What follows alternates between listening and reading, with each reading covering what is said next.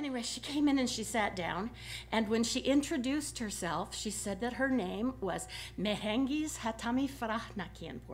And I can spell it for you if you'd like me to, because I used to do her income tax. I had to learn how to spell it.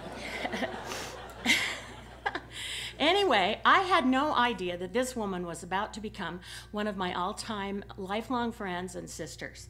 I adore Mary. She's just wonderful. And another little teeny story.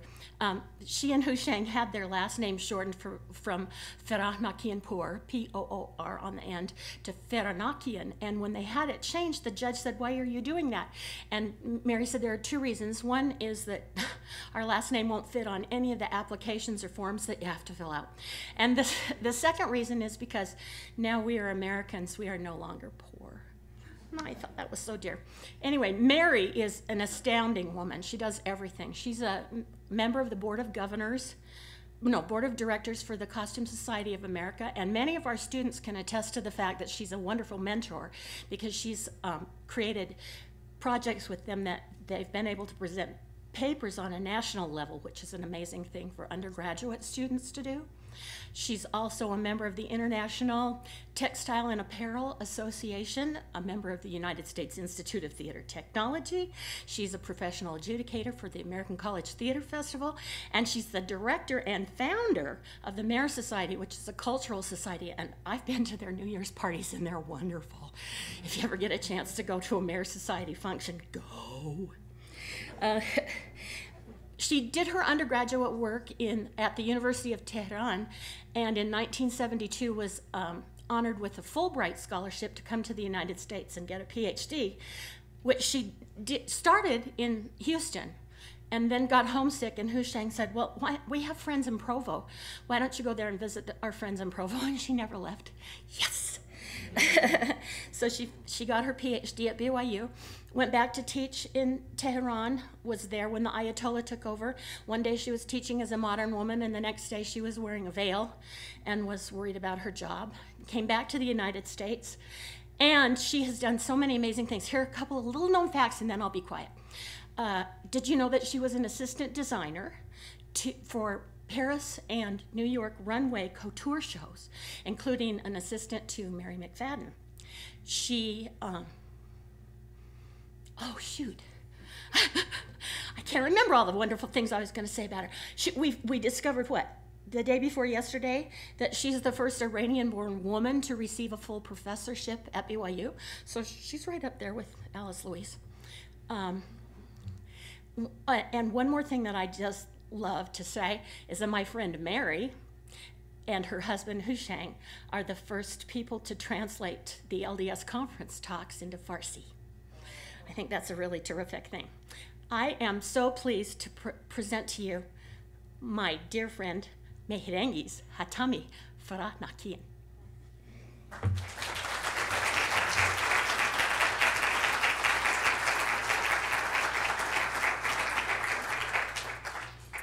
Thank you, Janet. I'm so grateful and deeply humble to speak in honor of Alice Louise Reynolds. I dedicate my talk today to her honor, whose bright character illuminated the lives of others. I would like to thank Mr. Scott Duval, the acting librarian, and his committee, and all the library staff who helped me for this lecture. I appreciate their friendship and their support. And I thank you for coming today and spending time, I know everyone busy, spending some time today to learn about Alice Louise Reynolds and a little bit about me. As we viewed Professor Reynolds' short film, we noticed that she excelled in her divine generosity, unselfishness, and love for others. She was a beloved professor who was remembered among her students and colleagues as a lighter of lamps. I am grateful to get to know her better in my research. Her fantastic, fascinating story inspired me to share one of one of the pearls of my education career that enlightened me spiritually and intellectually at BYU, which is now called the BYU TMA Historic Clothing Collection. I would like to share with you a little story from my childhood that, as I was preparing this lecture, inspired me. When I was a little girl, at the age of 7 or 8 years old, I used to sleep with my grandmother, and I found a little picture of her, and I want to show you who she is. And every night she told me the beautiful fantasy stories.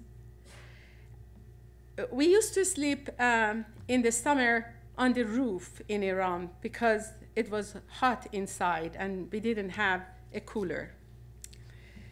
One night, as I was laying down and watching the stars, she showed me one of the brightest stars and said, "Look at that star. This is my star, and you remember it." "Is that really yours?" I asked. She said, "Well, nothing can be really owned by anyone. We just own the memories of things in this world. I selected that star and I own its memory. You can pick one and remember where it is." After a little search, I found the second biggest star and I showed it to her and I said, "Grandma, I like that star. This is mine." And I looked at it until I fell asleep. The next night, I ran up the stairs on the roof, looking at the sky.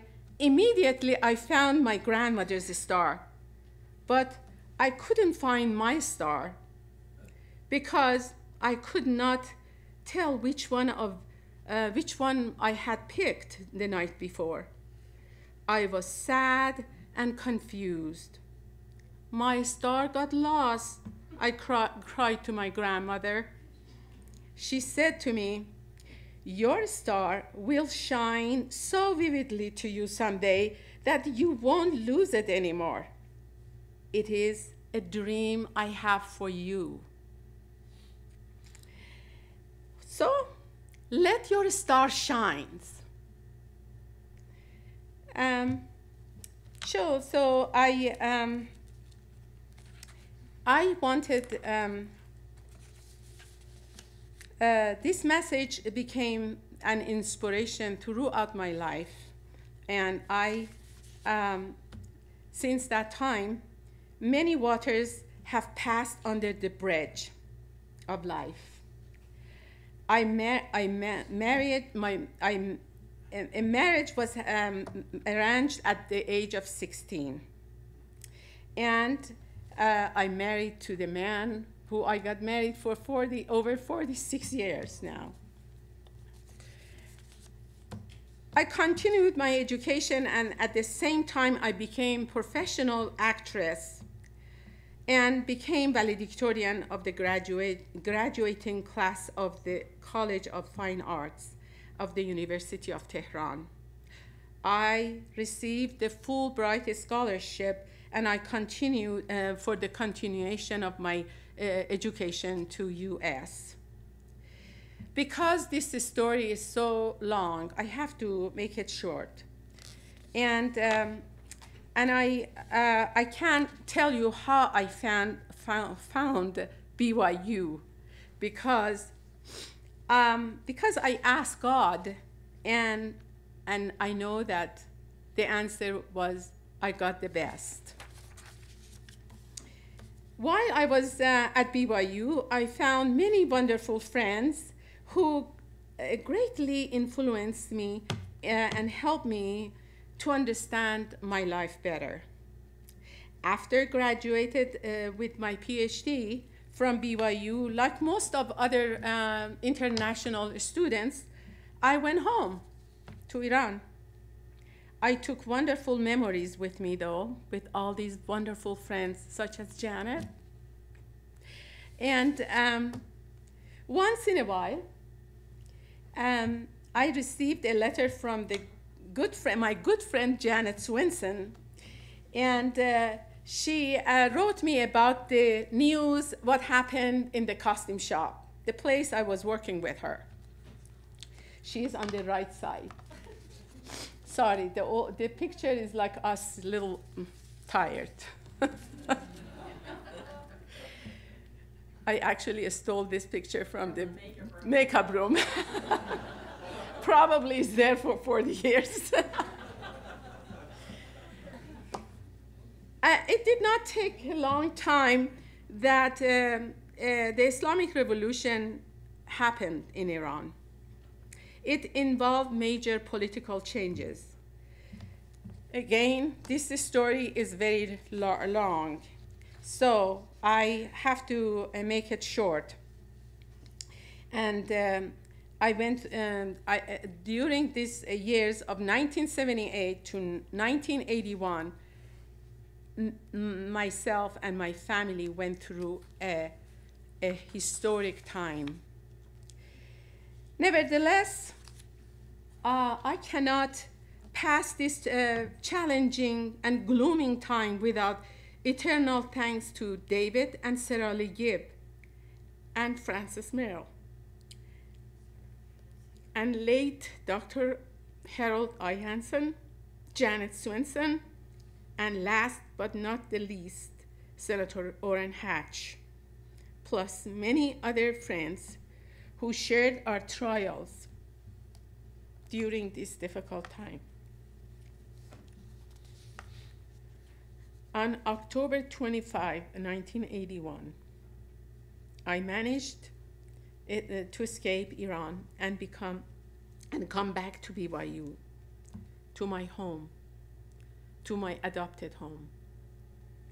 Janet Swinson, my long friend, was a great influence in shaping my life on my return to BYU.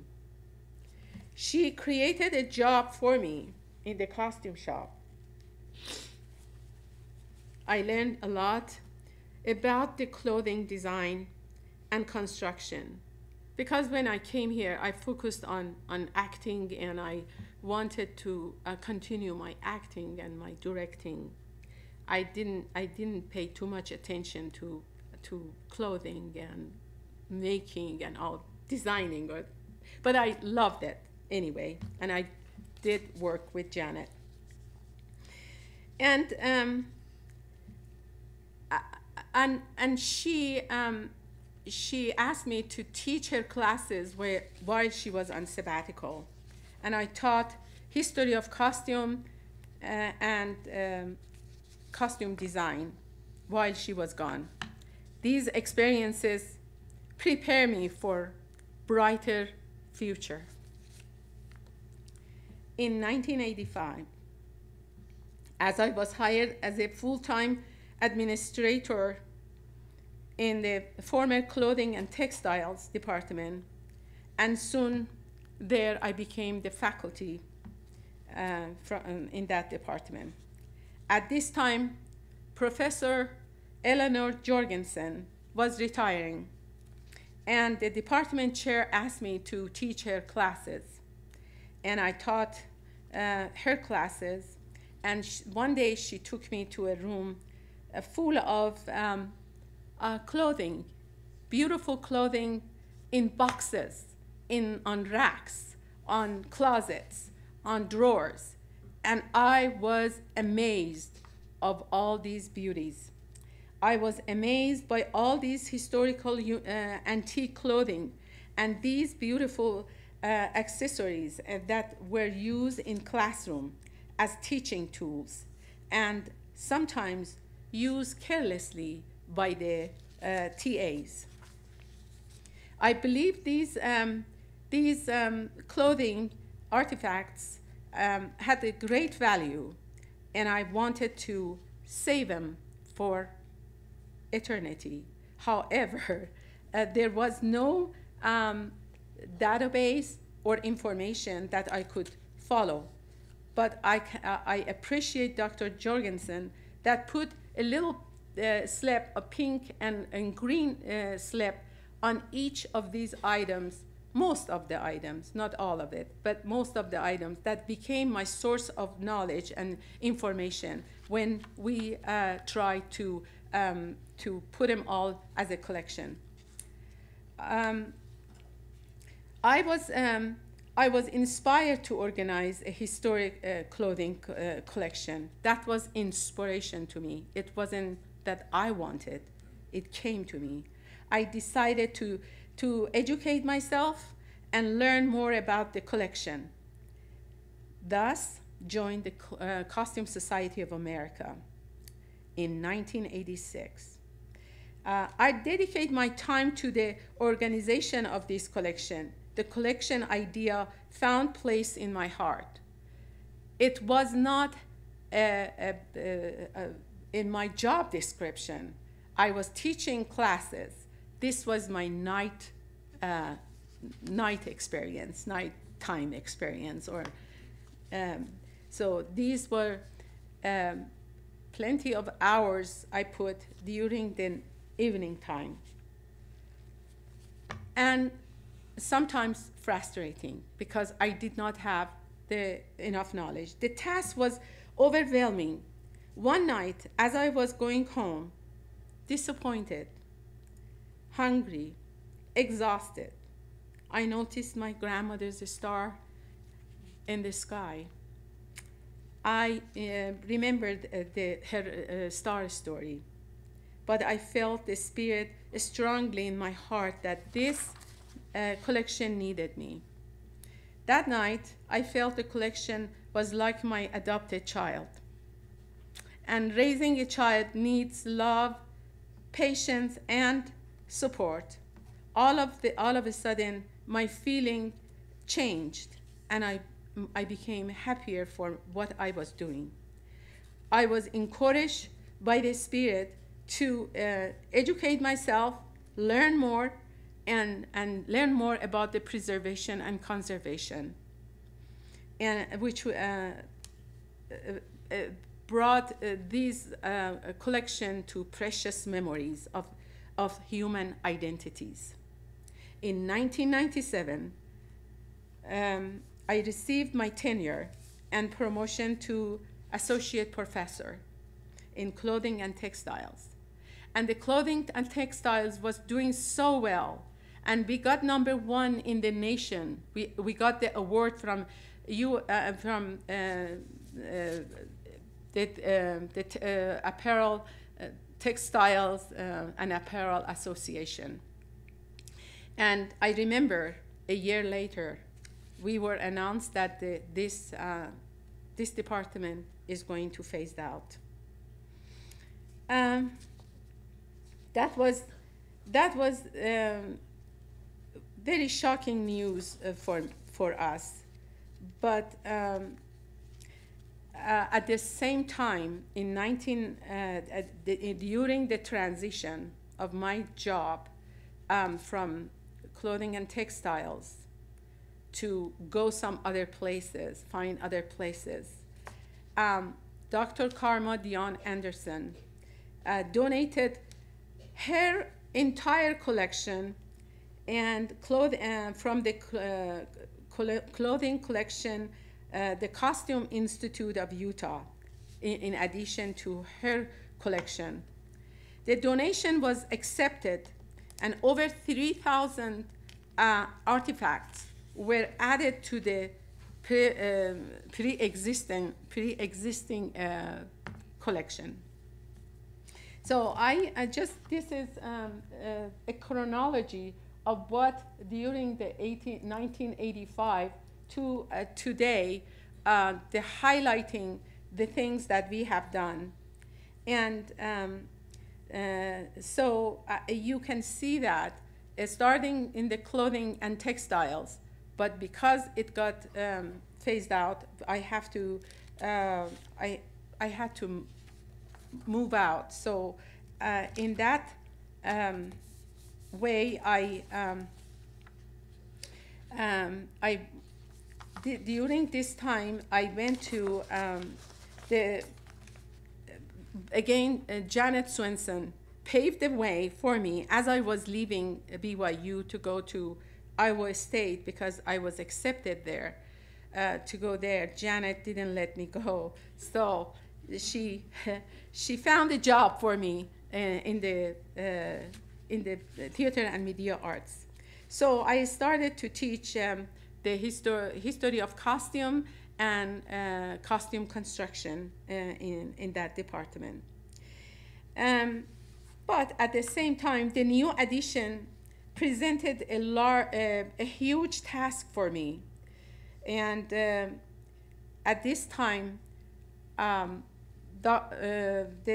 chair of the department at that time, Dr. Robert Nelson, accepted me, my adopted child, which was the clothing collection, as the property of TMA department. The new addition, since the year 2000 that I moved to a theater department, we have, with the help of my students and my colleagues and assistants, we have achieved to archive over 4,000 artifacts and place them in acid-free tissues and preserve them as for the research and for the design and history major students and outside researchers, and we are hoping for the future generation. I want to show you a sample of this collection. So yes, this hat belonged to Senator James Henry Moyle, as he served as the Assistant Secretary of the Treasury of Woodrow Wilson cabinet in 1917 through 1921. Another beloved, we have also a lot of precious items of the hats and headwears in our collection. Another one is the zouave jacket worn by Sarah Elizabeth Scott McCune, a British woman who became interested in the LDS Church in India, was baptized and emigrated to Utah to join the saint. The collection has. I followed the pattern of the famous museum. So we divided the collection in women's wear, men's, children, underclothing, accessories and hats. Part of accessories, we archived more than 750 of them in the archive. And then printed, we have, yes, and we have the next slide, and the shoes and accessories, and these are just a sample. And then we have the printed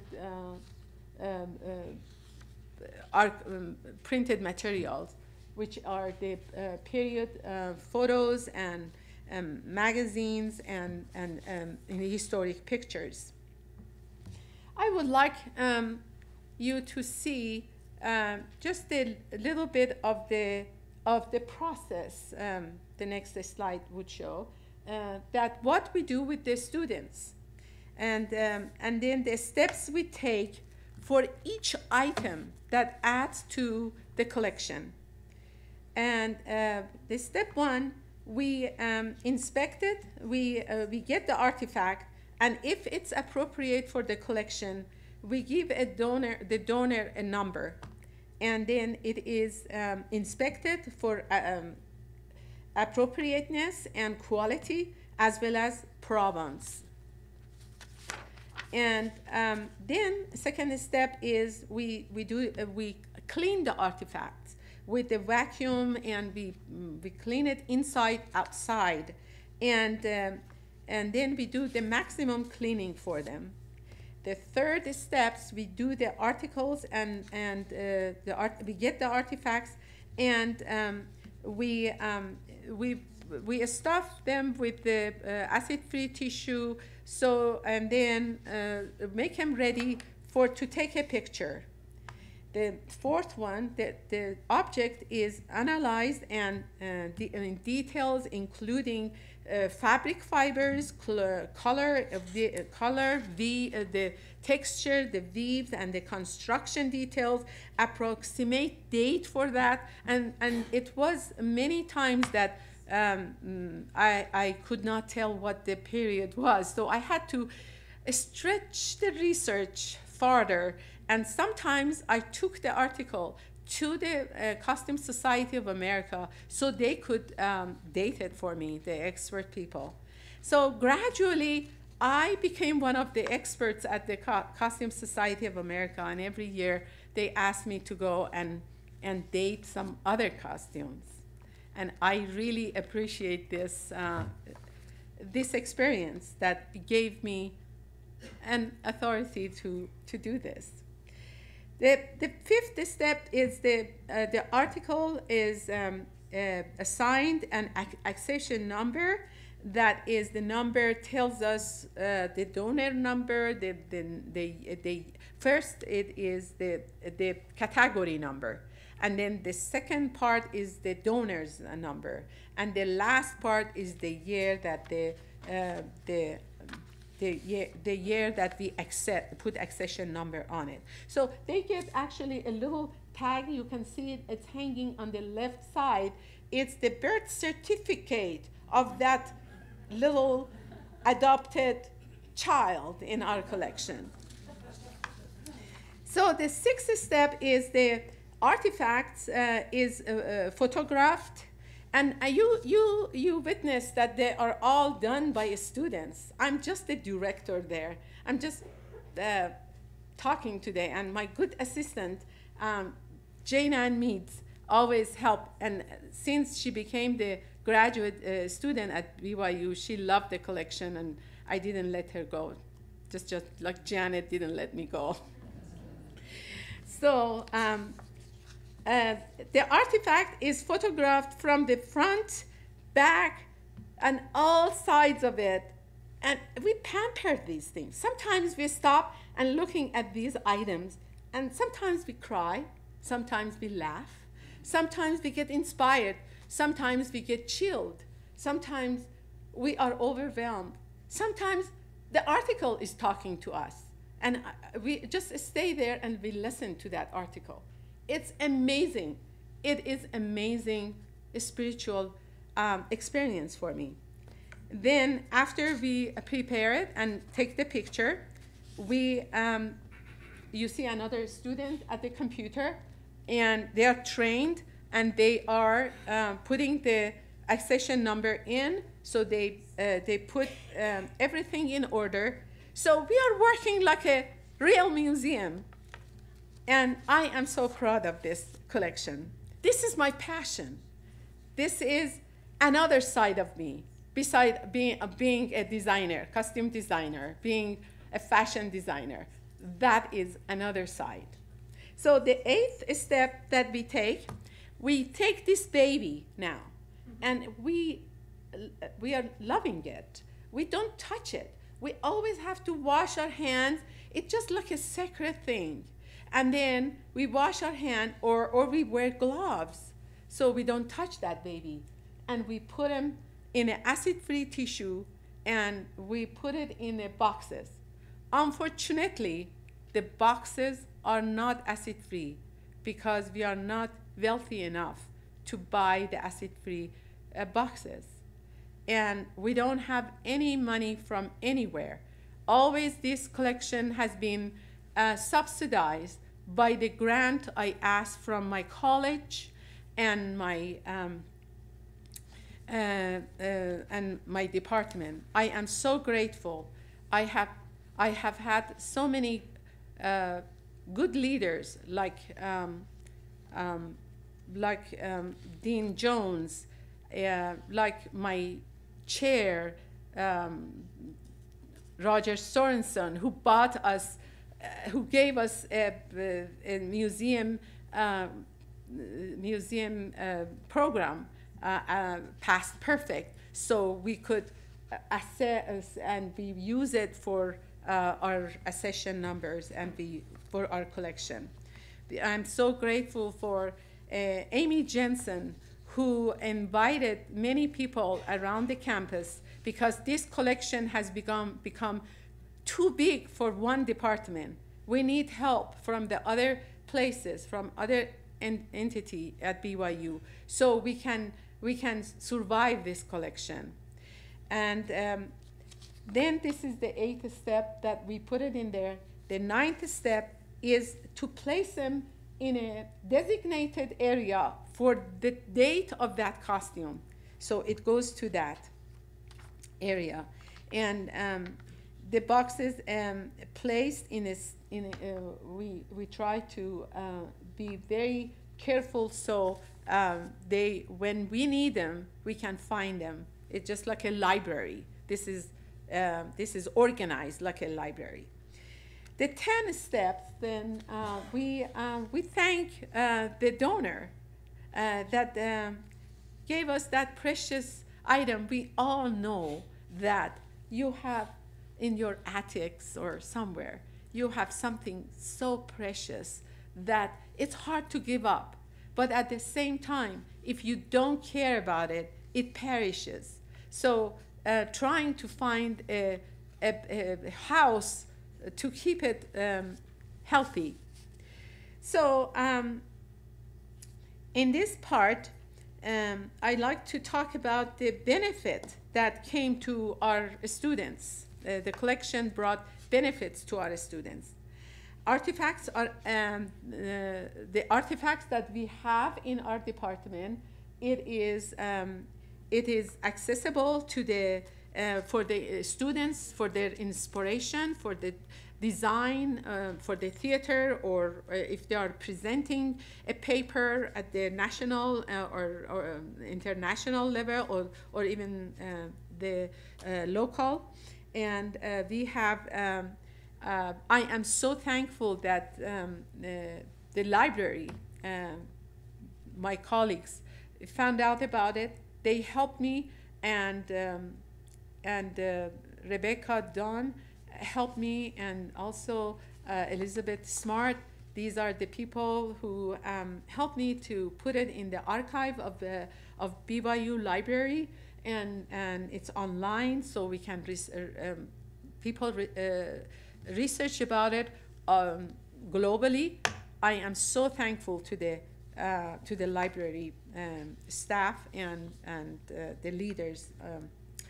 So the third one is student gain archival experience.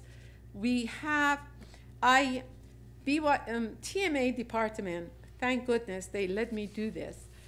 They have a class which is called the project class, and I take that class and I teach the archival knowledge to the students. So the students come and take that class, and mostly we teach it in the spring or summer. And then the last, not the least, we use all these articles for the exhibition inside and outside of BYU, and also for we do it. It's the artifacts are available to be to be lended to the other places. I want to show you, the next slide is showing you what we have done scholarly. That this collection is not is as an active collection. Every year we have one or two articles. It's is presented at the local or the national or international level or regional, and I have collected the information so we know what it is. This year, okay, yes, this year, 2013, I have a student who I got the ORCA, Rebecca Jackson, and she's working with one of the items of in the collection, and she's going to present her her research to the Costume Society of America next year, next spring. So this is for future. And then we in 2012 Janan and I presented from the collection to Costume Society of America. 2011 we did. I don't want to go over all of them, so you can see how we have presented paper one or two every year to as a scholarly presentation. So and as you see, we wanted to present these papers so it will be active and it will be visible. The students who did this presentation, they actually received the national award. Like Jessica Cowden, she received the national award for her presentation. And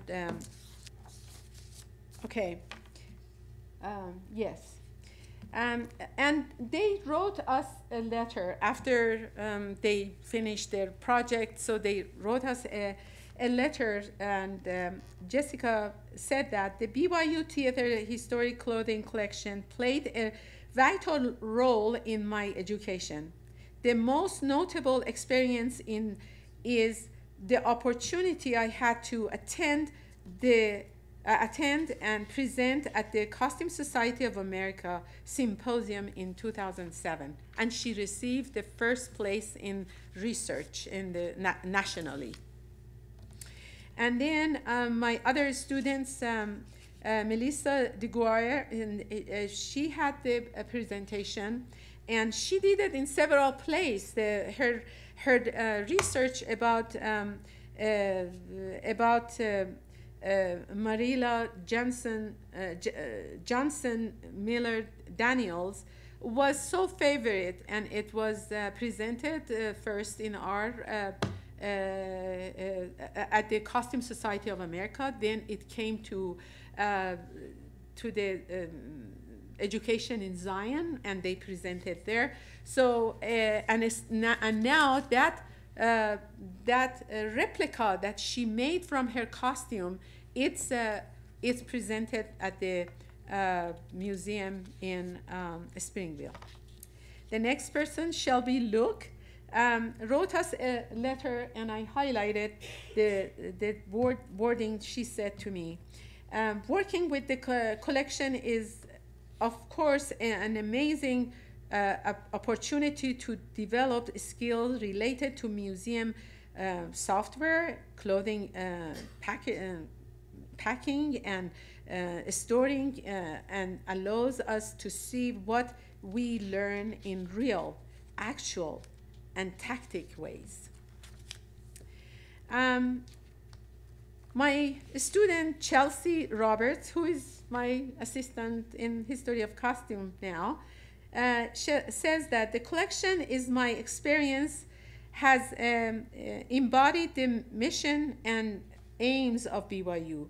It has been spiritually strengthening, and I have discovered the testimony and faith of the people who shared my history as a member of the Church of Jesus Christ and Latter-day Saints.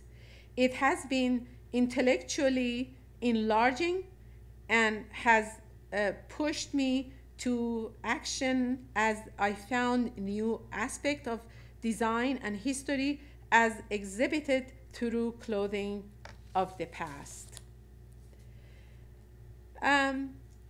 There are so many comments that we hear from our students who come and work with us.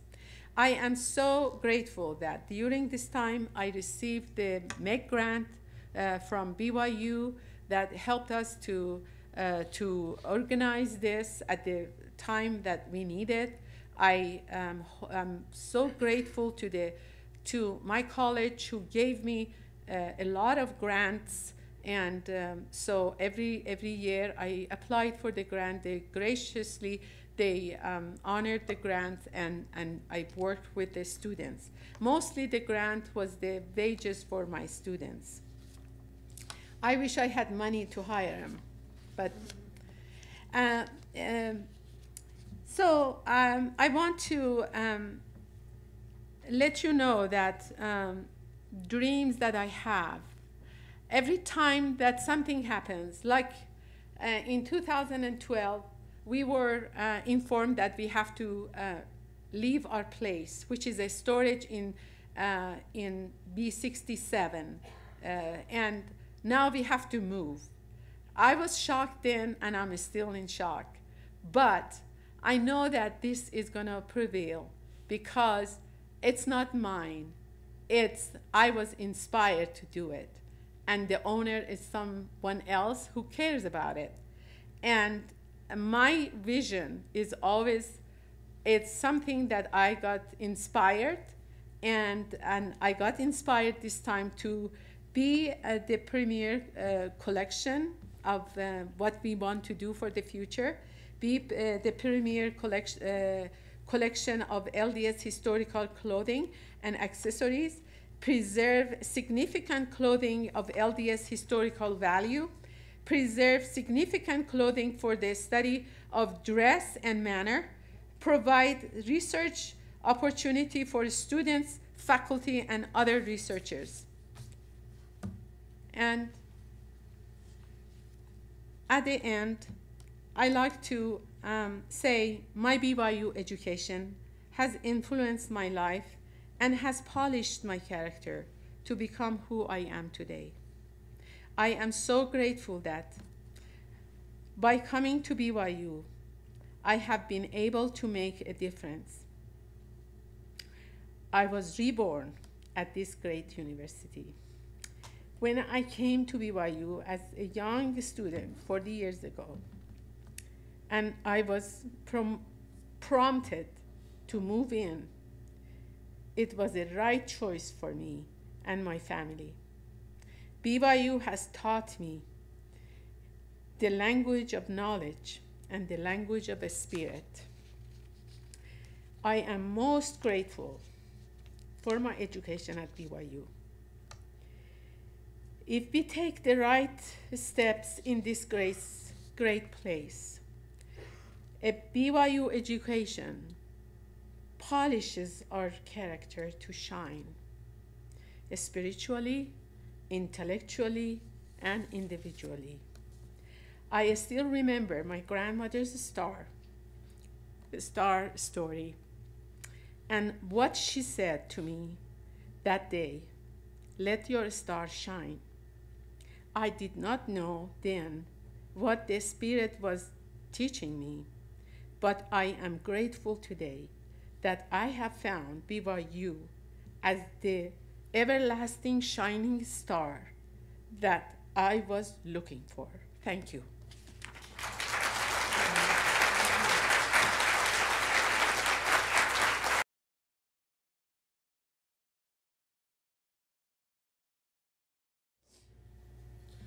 I want to know if your new facility is bigger than your old one. Is there more space? Unfortunately, is smaller. So, the question was, is the new facility is as large as the facility we have? No, it is smaller. it's more away from BYU. This is closer, and it was really easy to take the students to the facility, and now we have to arrange that, and that scares me. But again, I have a faith that it is going to go, and that if this is going to happen, always there is a way to go for it. Thank you for your question.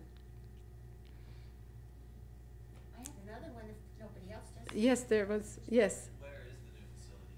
The new facility is in KMC. It's the old, broadcasting, BYU Broadcasting, and it is in Springville. Yes. Your display in the museum of the brides of World War II was beautiful. Do you have another display planned at all?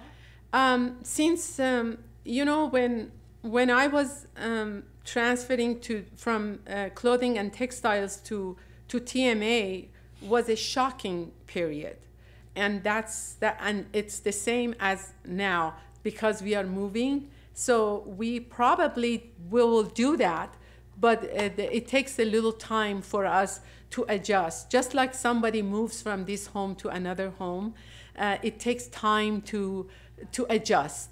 So I'm hoping in the meanwhile we get some people who maybe are willing to help this collection not to die, and I'm sure that it's not going to die, because it is born, and it will last. As we are born and we never die, that collection never dies.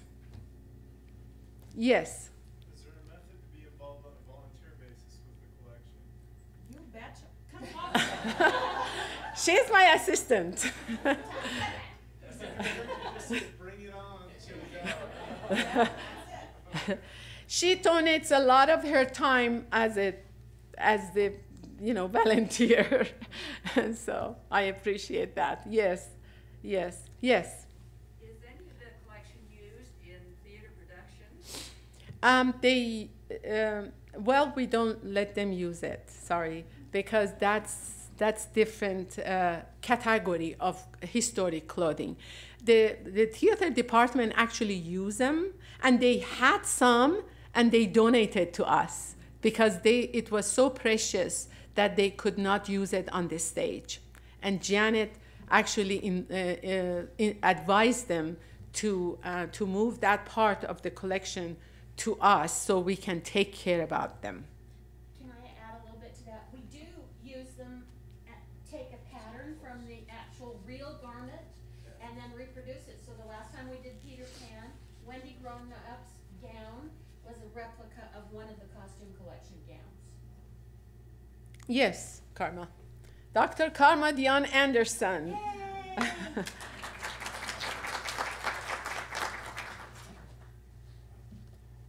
I just want to be sure that you can hear this.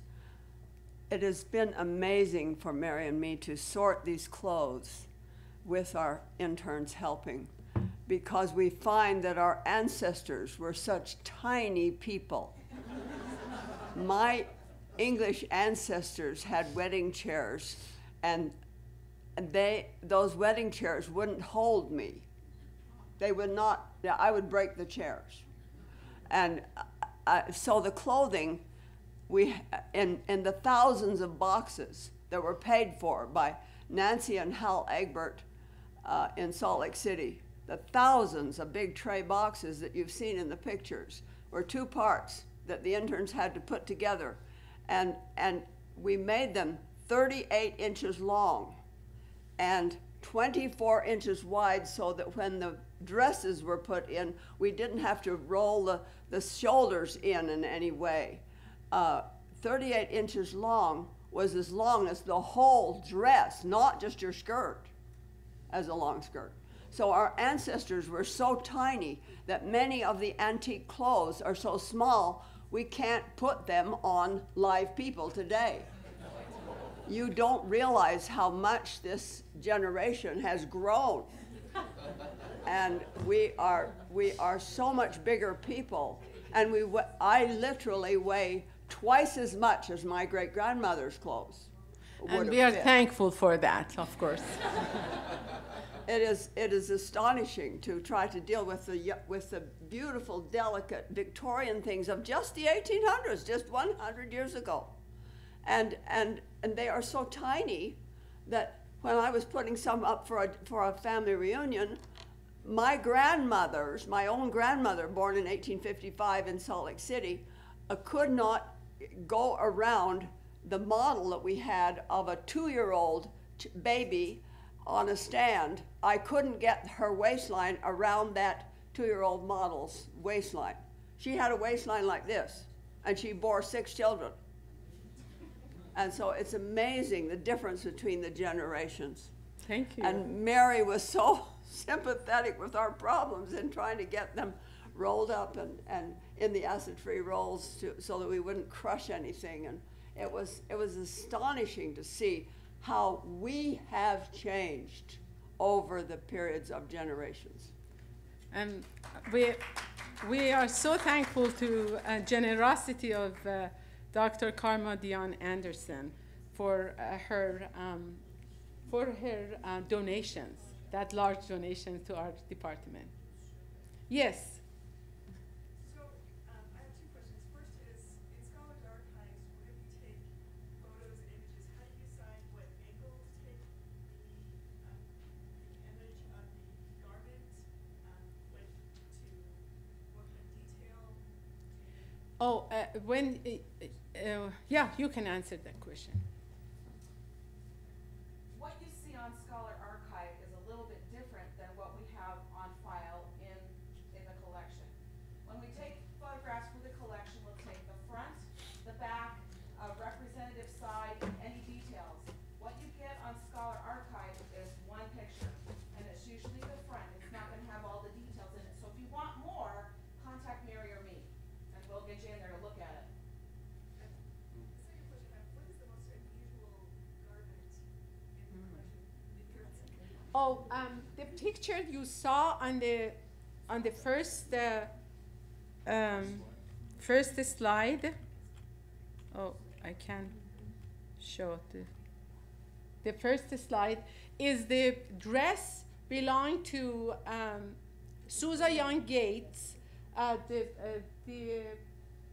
This one, the daughter of Brigham Young, and it's one of the precious items we have, and it's donated by the Costume Institute of Utah, or yes, by Dr. Karma Dion Anderson. Yes, and Susan Young Gates.